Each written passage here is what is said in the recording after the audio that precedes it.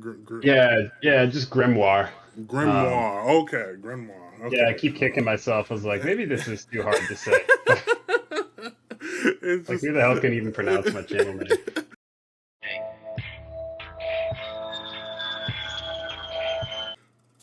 to infinity, and y'all know the rest. It's your boy Buddlightyear here, and I'm back.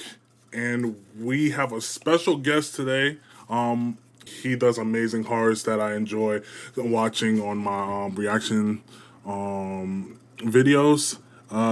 It the YouTube channel goes by Grimoire, horror, Yeah, Grimoire. Grimoire horror, and but he goes by is it Sam or Samuel? It doesn't matter which one. Yeah, you can call Sam, me Sam. Sam, awesome. And yeah, he's an awesome filmmaker and writer. Um, and I just wanted to introduce you guys to him. And I'll say what up to the people. Yeah, well, thanks for having me here, dude. Um, Yeah, yeah, I was chatting earlier before we started rolling about like you were one of the first people that did a reaction video to one of mine when I had like yeah, 0 subscribers, and definitely helped my channel a lot. So yeah, I yeah. appreciate the support. Yeah, exactly, and I appreciate you even acknowledging that because people don't believe me. People because it was like the day after. Yeah, Obviously, you got the huge bump from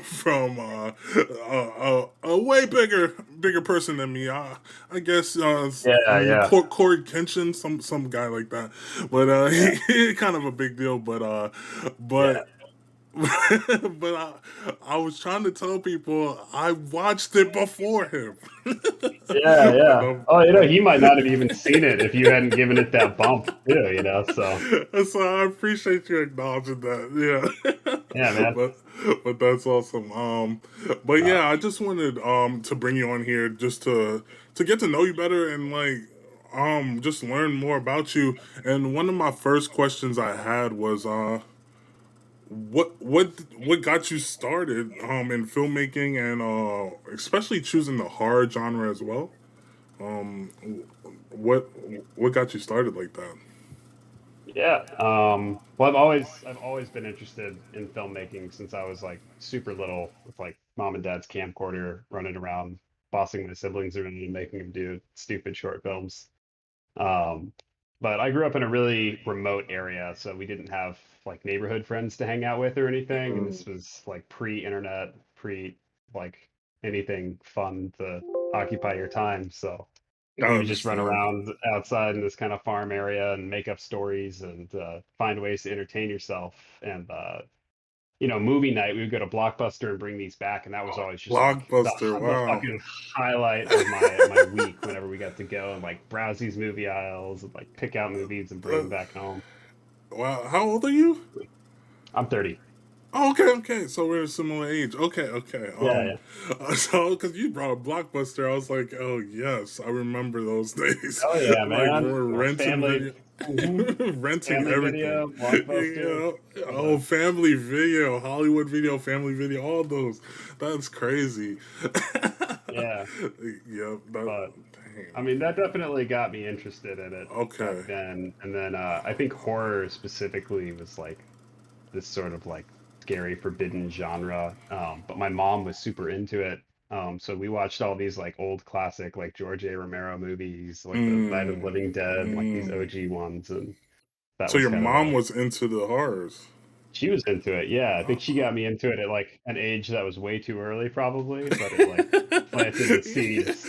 Yeah, that's the thing. My mom was not about the horrors, Yeah. and she would be so mad whenever I see one because she knew I'm gonna be freaking out at night, just Yeah. just Yeah. coming to her room constantly. I think the Yeah. first real fear of horrors for me. Now I could watch horrors and it's nothing, obviously. But Mhm. when I was a kid, I was like really scared. And my first, but it wasn't even like a horror. Like it was Blade. If you ever seen Oh Blade, yeah. Blade Hell was yeah. my like. I was like, there's people like this outside in the real world. There's vampires like this. So I got super scared Yeah. of that. Dude, And, Blade was scary as a kid. It's funny as like a kid, all these movies that aren't necessarily horror can actually be like terrifying to you. I remember being super scared of Jumanji, like when I saw that as a yeah, kid. exactly. Yo, I Uh, thought I was tripping when I was scared of that. Yes, yeah, yes, yeah. The Robin Williams one was yeah, actually pretty terrifying, especially when yeah. the kid was turning into a monkey. I was like, yo, Dude, this can't. No, that scared this the shit out of can't. me.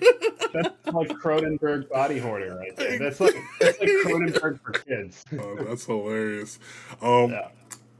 and you said yeah. So some of the horrors that you said that got you like really interested was like what movies was that Um, I mean, the ones that really that stick out from inspire like, you? Yeah. yeah, like early days was, yeah, like the original Night of the Living Dead. I remember watching Pet Mm. Cemetery, like the 80s one, and that one freaked me the fuck out when I was the Zelda character in there like gave me nightmares. But I still think like I think movies like The Ring and The Grudge, those are ones that I watched in high school that like freaked me out, but I was old enough to like understand movies. So I it was kind of gotcha. that sweet spot where I wasn't as desensitized as I am now, I but I was feel you. also like old enough to like understand certain things. So I it was, gotcha. I gotcha. That's I think, okay. yeah. Okay. Yeah, cause cause a lot of your films you don't fully show like the monster or the thing that they're really up against. And I Mhm. actually really like that. And you bring like an airy environment, and like you make the environment seem like the horror, like it more than just the monster and the thing that is after them. And I think that's really cool that you have the ability to do that. And that's what makes it even scarier to me, because whenever like movies show the full monster or the full thing, Mhm. sometimes that gets underwhelming, and you're like, oh, okay, I guess. I'd rather not. I would have rather not known what it was. Like honestly, and still have that fear in my head. Like, oh my gosh, what could it been? So do you do that on purpose? And what is your process when going through that type of film? Yeah, it's 100% on purpose. I think that like the imagination is way more powerful than anything that I could show you on screen. So it's like the more that you can, because that's what's scary about, even a monster or an entity in a house is like the unknown factor to it. It's like the less you know about it, especially visually, the scarier it is because you're trying to think of like what am I going to see? Like where is it going to jump out at me, or like what is this thing capable of? And like all those questions are, you can add pieces of information that allude to how dangerous it is, or like allude to the fact that like this is going to kill you, but by keeping it in the shadows, keeping it hidden, it's like all those other details are left to your, imagination to think up. And it's like I think horror especially is like a very like personal, like fear is a very like personal sort of emotion. So it's something that scares So me, true. especially visually, something that scares me might not scare someone else because your fears are very based on like your life or like all these factors that went into how you grew up to where you are now. So it's like by being really explicit and showing something, it's like you're probably going to just half your audience isn't going to think it's that scary, even though I might think it's like the scariest looking thing in the world. But And if you keep it a little abstract, then everybody can still kind of appreciate that fear. And yeah, that's one thing whenever I'm watching and reacting with my chat and just people on even on TikTok and stuff. It's always your films always bring that. Like when even even though everybody has a different fear of different things, they always see something different in your films, like to be scared of. I'm like always looking at my chat. I'm like, oh, I didn't even realize. Yeah, yeah, that is kind Yeah. of scary to think about, or this on in this part of the part of the film, and I think that's so cool. And and you do that really well. Obviously, in Ignore It, your film that I first watched, but the one that you do it's that I really enjoy. Obviously, the new one, The Changing Room, is really good, but the it was one of your first ones that you dropped. It was the when she's in the shower. It's Hell yeah. the veil. Yeah, that was just having one actor too. I was like, how is he gonna? I don't know if he's gonna pull this one off. But you really brought like the same type of atmosphere with just one actor, and the obviously the monster. But like barely saw the monster until like certain parts, and I thought that was really well done. So Mm, that was cool to see as well. thanks, Um, man. Yeah. did you do you have like a really like favorite films, or it's just whatever's next for you? That I've made. Yeah, Or of you of what you made. oh yeah. I think Ignore It is still probably I've got a soft spot for that story. Mm, That's one that I would like to like turn into a feature and adapt as a feature film. yeah, for So sure, it's something I've been like developing and for working on sure. pitching. So I think that's just it's just a cool story and it's like a cool creature and it kind of I think a lot of people connect with, that situation of being with your family and not being able to address something, you know? Exactly. Yeah, the Uh, family aspect of it was really like people pulled from that as well, and Totally. yeah, so Yeah. I understand that. Yeah. Uh, But that being said, I like all of them for different reasons, and to me, it's always like a fun. It's like a puzzle whenever you come up with a new mhm, story and all these moving pieces. So I'm always excited for whatever's the I next one. got You you. know? Does it matter the length? Like, is it harder to do like what's the is there like a your longest film? What's the longest film you've done? Because I know your films are pretty short. Does it does that affect it as well? Um, in your ability to make the films? Yeah. I guess it just depends like how much is going on. Like I put a decent amount of like my own money into these to like get the production value looking good, except for the veil. That one we shot for like nothing in my girlfriend's apartment. Um, yeah, so it Fancy. worked Okay. out. But like with like Ignore It and the changing room, we had to like build some stuff, get some production friends and camera people and rent gear and get actors and all that. It racks up, so it's like the shorter you can keep it there, the less you're spending because each day is just more and more expensive. But That's yeah. I didn't think about that side of it. Yeah, you got it. yeah, The money side of it. Yeah, yeah. yeah, But you said um, you did want to do a full length one day. yeah, I would love to Okay, do a feature one. okay. So that's something that I'm always working on is getting a script in the right place. I Because got you. I'm like a newer filmmaker. These are all I've got like Okay. these shorts, but it's all Yeah. When still did like you start? early journey in terms of filmmaking. I got you. Um, I did my first short I think in 2018.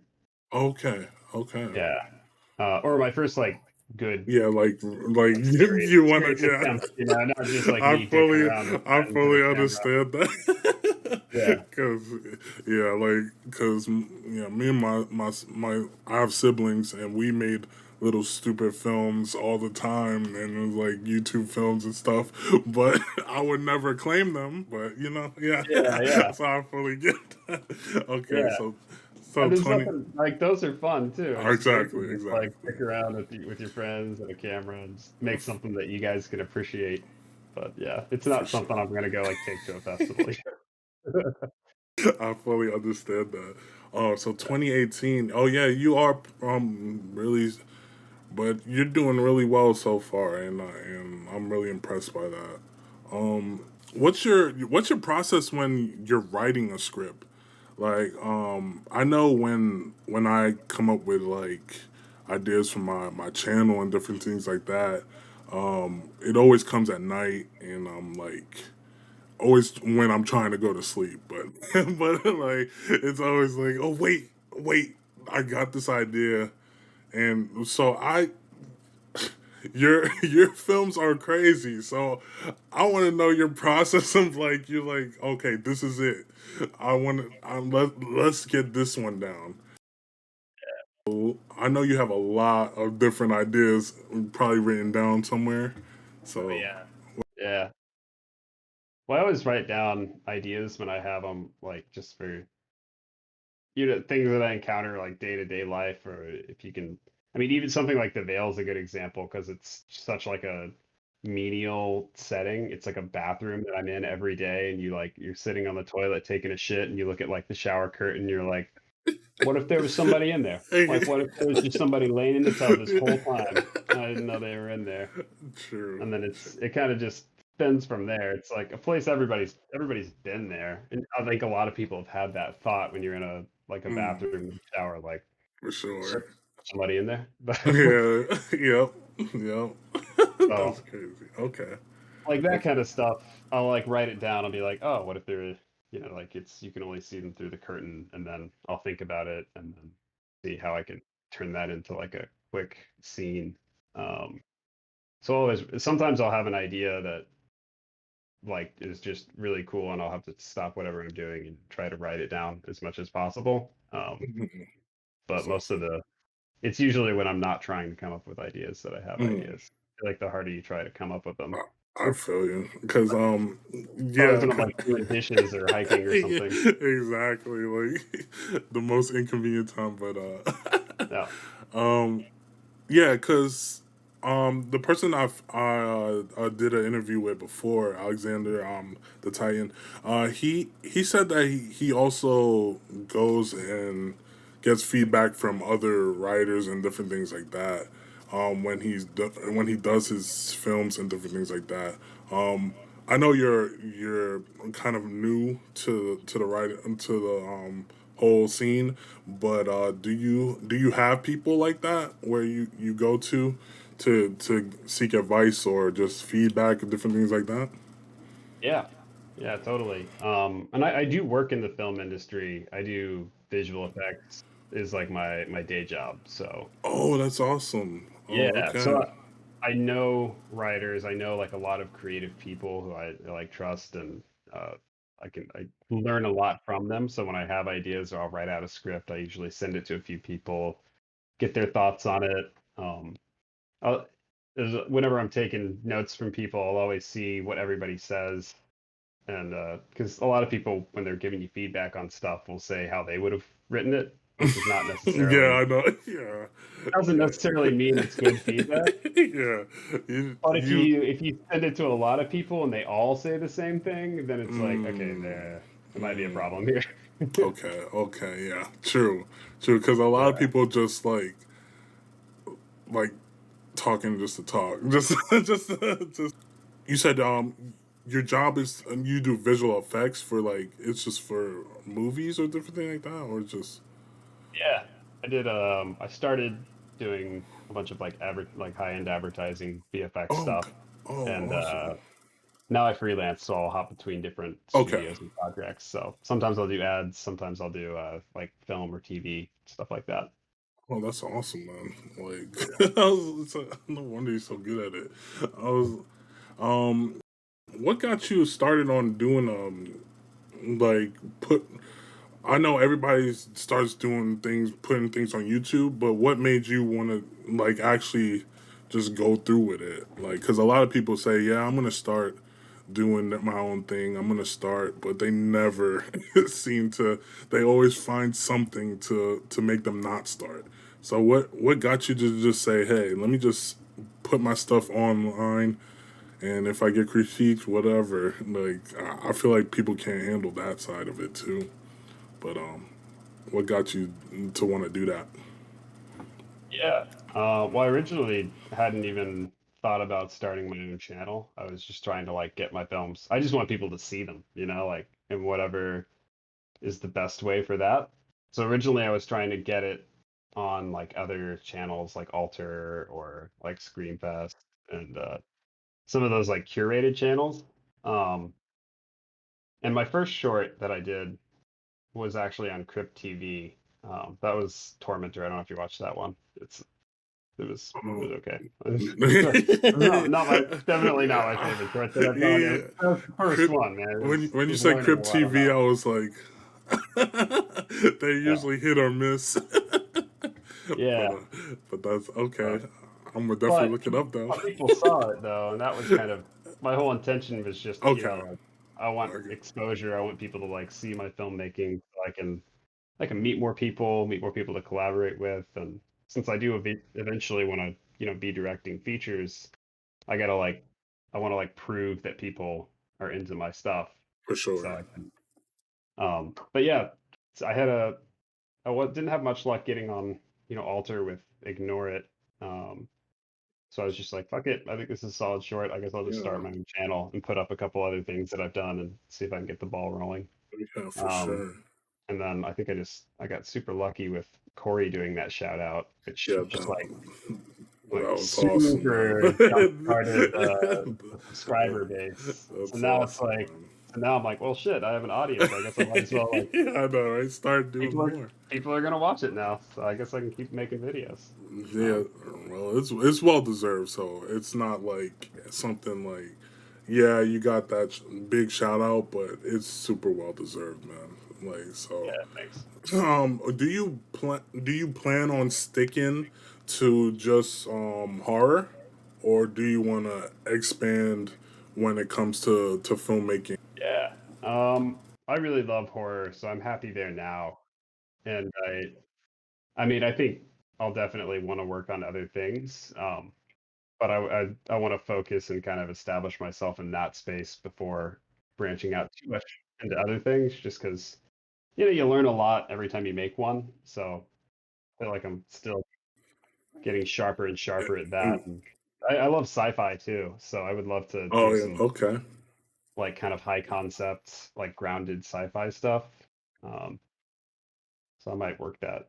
I've got some ideas in the future I'd like to hit. You also show off your ability like to draw. I think it's like, is that drawings or on the computer, different things like that. I know you drew one for Corey, and there was like another one. How long have you been doing that? I know because my younger brother, he's really into the arts in college, and he does drawing on the computer and different things like that, and I just wanted to understand like a little more of what made you enjoy doing that and like get into that. Yeah. I've just always been a doodler. Mm. So I've got an iPad now. I do stuff on Procreate, which I think is just an awesome tool because it's so intuitive. You can really quickly like get awesome amounts of there's just some really good like texture and paint traditional painting methods without any mess or setup, and it's just boom, you're like in it. Um, but yeah, I've just always kind of been a doodler, and it really helps. I've got like a very like visual creative process, so for me, I've got to like get everything visually on a piece of paper before I can think out like the idea or shoot it and stuff. So if that's like concepting a creature design or just making something kind of fun, it also somehow like helps me focus when I'm drawing on other things. Like I'll listen to audiobooks and do it. And Oh, okay. when I was a kid, like we went to church all the time, so I would get so bored at the preacher's sermons. I'd just sit there with our communion ledger and be like, or our just, offering ledger, and just be like drawing it like just weird, fucked up shit on the back of this like like church ledger. oh my god. Oh my god. Okay. Yeah, I hear you with that. I was a horrible like I'm a horrible like drawer and different things like that. But I hear you. As a kid, like you, my parents would always see me drawing though, like drawing, doodling. Like it's just I needed to put something on the paper. It wasn't like I was good or anything, but I just always had needed that visual tool, and I think that that actually helped me learn a lot, like just throughout. And so I think I kind of understand what you mean by that. So that's Yeah, awesome. it's a good outlet. Just like gets all this energy out of your head and puts it on a piece of paper, you know? Exactly. Yeah. But other than that, I really appreciate having you, and like I would love to talk to you again sometime. Hopefully, get to catch more films. I know, just recently I reacted to your the Changing Room film, and that's really blown up on my TikTok because Oh, great. I haven't even checked it. yeah, I'm around TikTok. like this is no brag at all. I'm just I'm just No, around man, brag. You earned it. nah, I'm just around almost close to 300K on TikTok. Nice. But your films are like I always tell people to go watch because I don't like showing the full thing because people always bug me why you don't show the full film. I'm like, go watch it on the YouTube because I want these people to get their views and Yeah, totally. because so the changing room is almost at 1 million views and Whoa. yeah and I just keep telling them to go to your page because you make amazing work and I appreciate you just showing up and Yeah. talking to me, Yeah. man. I'll have to pick your brain about TikTok. That's like a foreign thing to me, man. Yeah, it is a process. Like people Yeah. think it's just a luck thing, but no, there's ways to get people to look at your stuff. Um, Yeah. Well, I feel so like what you're doing where you're like reacting and I mean you're kind of like curating stuff, so it's like it makes sense that people would stop and watch like a piece of a horror film if you're there, like your stamp of approval is on it because you're reacting to it. But it's interesting. I played around with it a little bit, and it's like I don't know how since I'm not pumping out consistent content because it mhm, takes me a while to make these. true. Like, how do you fit into that TikTok space when my films are like these longer things and TikTok is just like bam, bam, bam, bam, like Yeah, being really, really short, really fast. true. So And I also whenever I do make a TikTok because I fully understand that. Um, I try to find the in the film or the game I'm playing or whatever something that is super relatable to everyone. And with your film, The Changing Room, I said why I shop online instead of just putting oh there's a monster here oh be scared yeah, I just try to phrase things in ways that people like, what do you mean by that? Just to go in and not be because people once a lot of times when people see horror, they're like, oh no, I'm scared. But if you like ease them into it and like tell them like a certain thing, they seem to embrace it more and find something relatable to mhm. in the content. They seem to embrace it more. So yeah, Yeah. I just think it helps too, just like having you there with them. If they are like facts. scared of content, Exactly. it's like now you're Just watching it with a friend, you know, you're not just alone exactly. Very scrolling true. at night. And like I do joke a lot while watching it. Yeah. So they're fully like aware that I'm gonna crack a joke and just to ease the tension Yeah. because for a lot of people that really does help. And Yeah. that's a great point too. Totally. Oh no, I love what you're doing on your channel. I love watching every reaction video that I Yeah, can because it's I like, appreciate that. you know, you don't get to see these in a like theater screening where you don't really get to see Oh, your yeah, audience react. Like you that's can read true. the comments, but then to like see a physical reaction feels like I'm there with the people who are watching it. So That's so true. That's so true. But like I said again, I appreciate you for just stopping by and just talking to me. Definitely would love to have you again, and hopefully can't wait to see your next film, man. I really can't. yeah, thanks. Excited to put it out there. Like, yeah, and and do you have anything else you wanted to plug or anything? Because I know I saw something on your spot on Spotify or something. I wasn't Yeah, sure. one of the composers I work with, he just dropped an EP with all the scores from our short films that we've collaborated on. So if you like, yeah, so if you like the soundtracks that I put in these short films, they're all now on Spotify. You just look up, yeah. So you can just you can look up Grimoire Horror original scores on Spotify, and you should be able to find the album there. Man, awesome, man. And thank you again. And yeah, we're out of here. Oh Peace. man, thanks for having me. No Nice to meet problem, you, man. bud. Another sipping CP playing all through the summer. Man, they both about to sink, so